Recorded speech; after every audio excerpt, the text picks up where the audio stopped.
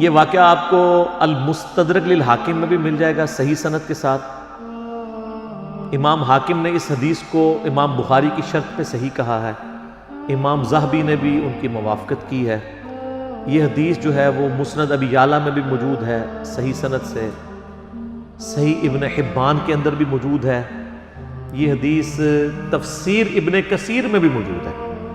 تفسیر ابن کثیر میں جو سورہ الشعراء کی آیت نمبر 52 ہے نا، حضرت موسیٰ علیہ السلام کے بارے میں آتا ہے نا کہ اللہ تعالیٰ فرماتا ہے کہ ہم نے ان کی طرف وحی کی تھی، وَأَوْحَيْنَا إِلَىٰ مُوسَىٰ أَنْ أَسْرِ بِعِبَادِي إِنَّكُمْ مُتَّبَعُونَ، ہم نے موسیٰ کو وحی کی کہ تم راتوں رات میرے بندوں کو، وہ 6 لاکھ کے لشکر کو بنی اسرائیل کے یہاں سے لے کر نکل جاؤ، بے شک تمہارا پیچھا کیا جائے گا، یہ لوگ تمہارے پیچھے آئیں گے۔ وہ پیچھے آئے تو سمندر میں اللہ نے راستہ بنا دیا، بنی اسرائیل تو نکل گئے، اور اسی راستے میں جب فرعونی نکلنے لگے تو اللہ نے دونوں پارٹ ملا دیے، قرآن میں آتا ہے، تو تباہ و برباد کر دیے گئے۔ تو اس آیت کے کانٹیکسٹ میں یہ سورہ الشعراء پارہ نمبر 19 آیت نمبر 52 کے کانٹیکسٹ میں امام ابن کثیر اس حدیث کو لے کے ہیں جو حاکم کے اندر موجود ہے کہ نبی صلی اللہ علیہ وآلہ وسلم کسی گاؤں ایریا میں تشریف لے گئے تو وہاں پہ ایک دیہاتی شخص تھا، اس نے آپ صلی اللہ علیہ وآلہ وسلم کی مہمان نوازی کی۔ آپ بڑے خوش ہوئے، آپ نے اٹھتے ہوئے فرمایا کہ کبھی موقع ملے تو تم ہمارے پاس بھی آنا، دعوت دے دی۔ اس کے لیے تو آنر کی بات تھی۔ کچھ عرصے بعد وہ نبی علیہ السلام کو ملنے کے لیے آیا۔ آپ صلی اللہ علیہ وآلہ وسلم نے اس کی خوب مہمان نوازی کی، ایک تو بدلہ اتر گیا، پھر آپ نے اینڈ پہ فرمایا مانگ کیا مانگتا ہے؟ اس نے کہا یا رسول اللہ ایک اونٹ چاہیے جس پہ میں اور میرے گھر والے سواری کر لیں، ہاں اس پہ کجاوا بھی ہونا چاہیے، یعنی اچھی سیٹیں لگی ہوئی ہوں، اور 2-4 بکریاں مل جائیں جن کا دودھ دو کہ میں اپنا اور اپنا فیملی کا سلسلہ چلا دوں۔ یار اس زمانے میں بس سبسسٹنس لیول پہ یہی لائف گزارنے کا ذریعہ ہوتا تھا۔ یہ آج کل تو ہم جو لائف گزار رہے ہیں نا، یہ اس وقت کا امیر آدمی بھی نہیں تھا گزار سکتا۔ گندم کے دانے، سال کے دانے پورے ہو جائیں، دودھ کے لیے بھیڑ بکری رکھی ہیں، اللہ اللہ خیر صلی اللہ، اور کوئی کام ہی نہیں ہے۔ یہ جو آسائشیں ہیں ان کی وجہ سے ہمارے لیے مصیبت کھڑی ہو گئی۔ ایک اونٹ اور 4 بکریاں مانگی، اور کس سے مانگ رہا ہے؟ اللہ کے نبی سے، جن سے آپ کچھ بھی مانگ سکتے ہیں وہ اللہ سے لے کے دے سکتے ہیں۔ تو نبی اسلام فرمایا اوے تجھ سے تو وہ بنی اسرائیل کی بڑھی اچھی رہ گئی ہے، جس نے موسیٰ علیہ السلام سے تو اس سے بہت بڑی چیز مانگ لی تھی۔ صحابہ نے کہا یا رسول اللہ وہ بڑھیا کا کیا قصہ ہے؟ تو آپ فرمایا کہ ہوا یوں کہ جب بنی اسرائیل مصر سے نکلے شام جانے کے لیے موسیٰ علیہ السلام کے ساتھ، تو وہ راستہ بھول گئے۔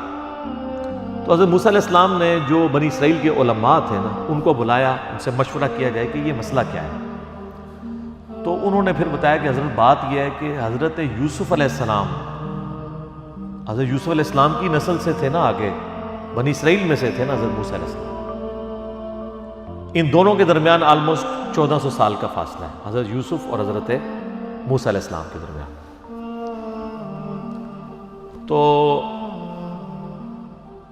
حضرت موسیٰ علیہ السلام کو انہوں نے کہا کہ جب حضرت یوسف علیہ السلام کی موت کا وقت قریب آیا تھا نا، تو انہوں نے بنی اسرائیل سے ایک عہد لیا تھا کہ جب کبھی بھی تم واپس ملک شام گئے نا، کیونکہ اصل ان کا وطن تو شام تھا، وہ تو حضرت یوسف علیہ السلام سورہ یوسف میں آتا ہے نا کہ بکھ کے وہاں تک پہنچے، پھر اللہ نے وہاں ان کو مرتبہ دیا تو بنی اسرائیل وہاں پہ شفٹ ہو گئے۔ لیکن یاد تو اپنے وطن کی ستاتی تھی، ان کو یہ بھی پتا تھا کہ اللہ نے وحی کے ذریعے بتایا ہوگا کہ الٹیمیٹلی آپ ابراہیمی مسکن کی طرف دوبارہ جائیں گے۔ تو انہوں نے یاد لیا تھا کہ جب تم لوگ یہاں سے شفٹ کرو نا تو میری لاش بھی قبر سے نکال کے لے جانا، مجھے وہاں پہ یروشلم میں دفن کرنا ہے جو میرا آبائی جگہ ہے۔ حضرت موسیٰ علیہ السلام نے کہا او ہو، یہ تو پھر ہمیں راستہ نہیں ملے گا، یوسف علیہ السلام نے نال کھڑنا میڑا ہے، کیونکہ اللہ کی طرف سے ہو رہا تھا۔ ان کا اچھا ٹھیک ہے جی بتاؤ قبر کی طرف، ان کا جی قبر بھی نہیں پتا ہمیں، کیونکہ اس زمانے میں مزار نہیں ہوتے تھے، پوائنٹ ٹو بی نوٹڈ، مزار تو نہیں۔ اور یوسف علیہ السلام تو بہت بڑی شخصیت تھے، ان کا بہت بڑا مزار ہونا چاہیے تھا وہاں، وزیر خوراک رہے تھے وہ۔ انہوں نے کہا جی ایک بڑھیا ہے جس کو قبر کا ایڈریس پتہ ہے، لیکن وہ کہتی ہے کہ موسیٰ کو میرے پاس خود بھیجو، میں اس کے ساتھ نیگوشیشن کروں گی تو جگہ بتاؤں گی قبر کی۔ حضرت موسیٰ علیہ السلام نے کہا ٹھیک ہے، بات کر لیتے ہیں۔ تو کہا اماں بتا، انہوں نے کہا اس طرح نہیں ہے، مجھے اس کا معاوضہ ادا کرنا ہوگا۔ حضرت موسیٰ علیہ السلام نے کہا اس کا معاوضہ کیا؟ وہ تو ایکسپیکٹ کر رہے تھے کوئی پیسے، کوئی مال، کوئی بکریاں، کوئی اونٹ، جس طرح اس صحابی نے بھی مانگ لیا۔ انہوں نے کہا جی معاوضہ یہ ہے کہ میں جنت میں تمہارے ساتھ رہوں گی۔ اللہ! حضرت موسیٰ علیہ السلام کا رنگ بک ہو گیا، چہرے پہ ناگواری کے اثار آ گئے کہ یہ کیا مانگ رہی ہے، پھر دوسرا ہی میرے اختیار میں بھی نہیں ہے۔ تو حدیث کے الفاظ ہیں اللہ تعالیٰ نے اسی ٹائم حضرت موسیٰ کو وحی کی کہ آپ کمٹمنٹ کر لیں اس کے ساتھ۔ اوہ ہائے، دینے والا تو اللہ ہے نا جی۔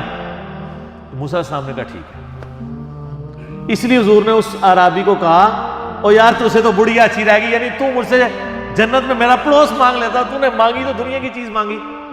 جس طرح کہ صحیح مسلم میں آتا ہے کہ ایک صحابی تھے ربیہ، نبی علیہ السلام کو وضو کروایا کرتا تھا۔ ایک دن سمندر رحمت جوش میں آیا، فرمایا سل ربیہ، ربیہ کیا مانگتا ہے؟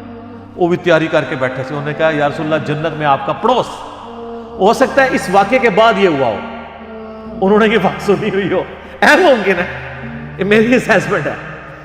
تو آپ فرمایا اور بھی کچھ مانگ لیں، انہوں نے کہا نہیں یا رسول اللہ اس کے بعد تو مجھے کچھ نہیں چاہیے۔ تو آپ نے فرمایا پھر کثرت سجود سے میری مدد کر، یعنی اللہ کی عبادت کر کثرت کے ساتھ، میری شفاعت بھی تیرے کام آئے گی، الٹیمیٹلی تجھے جنت میں میرا پڑوس مل جائے گا انشاءاللہ۔